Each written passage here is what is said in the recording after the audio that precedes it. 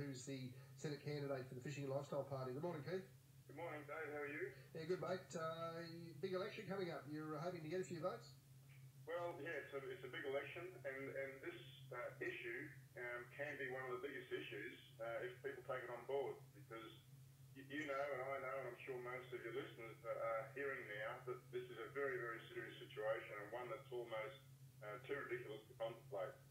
So it is a big election, and I'm just a one-man band in terms of the southeast of Queensland, but I'm doing my best to get the message out to people. That's what's really going on here. Yeah, I said yesterday that for me personally, I've had my political persuasions over the years, but for me personally, this isn't about Labor, Liberal, National, or any of that. It's about whether I want these green zones or not. And the bottom line is, without scientific evidence, without proof, I don't want them. And that's where my vote comes down to. Yeah, and look, we live in a democracy, and people should not be voting out of habit. I mean, you can't do it. If people do want to stop this direction of the Labor and the Greens are going in, we just need 1 in 5 persons out there who normally vote Labor. We just need them at this stage to support people like myself and the other side of the fence politically, and that will make the difference. That will make all the difference. Now, I heard an expression this week from Dr. Walter Stark. He is an expert in marine areas, as you know. And he said there is no credible scientific evidence to suggest that marine parks are anything more than a hypothetical solution to a non-existent problem. I think that's the best way I've heard the whole argument summed up in one sentence. But they say no take zones. I call it no sense zones, because there is no science to support it, and in actual fact there is science to discredit some of the decisions that have been made. Now, that's been done. The Coral Sea has been turned into a conservation zone, despite the fact that there was no imminent threat and the area is in pristine condition. And if I can just quickly throw some statistics towards you, Dr. Walter Stark says that reef systems, the sustainable level of fish yield per square kilometre each year is about 4,000 kilos. And in Australia, we take on the average about 9 kilos, and in the Coral Sea, 192 grams. So statistically, we are just skimming the surface of what's out there compared to other countries. So this whole situation, and I heard Senator Boswell talking about the map before.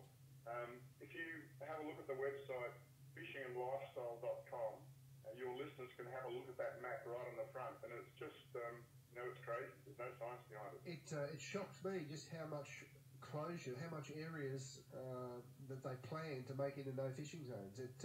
It's quite startling when you look at it.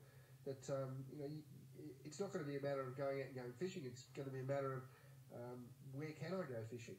Well, that poses a problem in itself, because what they will do is lock up those areas, and then everybody who wants to go fishing has to go to the other areas. So what they're really doing is causing stress on the environment by concentrating effort into one area, or into smaller areas.